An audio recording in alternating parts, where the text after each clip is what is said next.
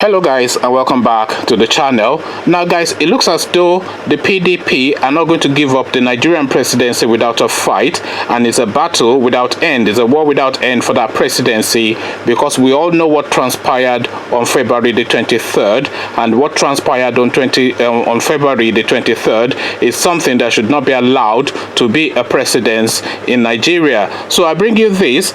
INEC replaces servers to hide rigging of election in Buhari's favor. This is the headline according to the PDP. So now here is the body of that story.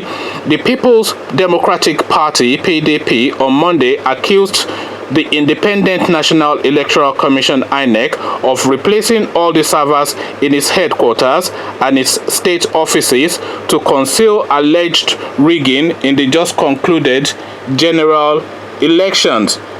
The party made the allegation in a statement issued by its National Publicity Secretary, Mr. Kola Ologbondinyo, in Abuja, saying that the action was in a desperate bid to change the actual results of the presidential election transmitted from the polling centers across the nation.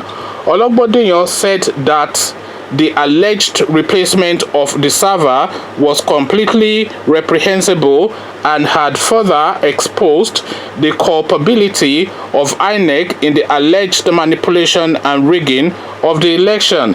He said that the PDP was briefed on how the INEC leadership and officials of the presidency became jittery and resorted to the desperate measure after they realized that the server had information of its presidential candidate Atiku Abubakar's victory at the election.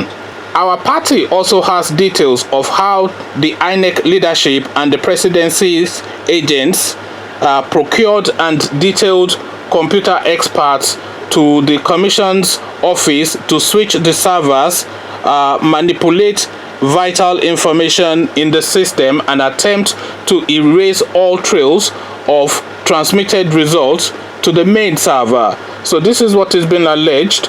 Moreover, our party has been informed about how the INEC leadership, several weeks after the election, used some compromised officials of the commission to manipulate voter registers in some states by taking names of individuals who did not participate in the presidential election as having voted.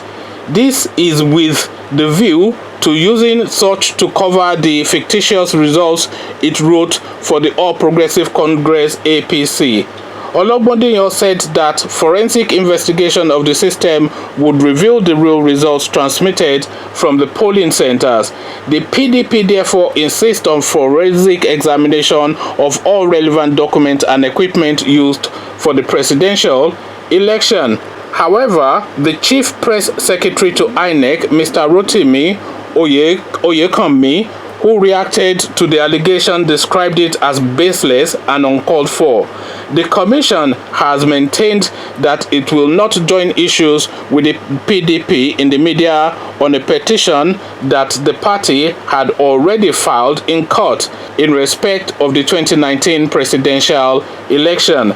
Rather than issuing press statements and addressing press conferences on the same petition on a daily basis, PDP should allow the legal process to run its full course, Oyekanmi said. So this is now the position with the PDP. They are not letting this go, and I for one feel that they should not let this go, because that election that we had was extremely questionable, and it's a new low for Nigeria. Cancelling the I'm not going to go through the whole gamut of everything that happened. You all know what happened. So it's a new low for Nigeria, and if we let it slide, then we have set a new lower bar for ourselves in that country. So whatever judge judgment the PDP get from the Electoral Tribunal, they should at least pursue this matter to its logical conclusion, or to whatever conclusion it concludes at.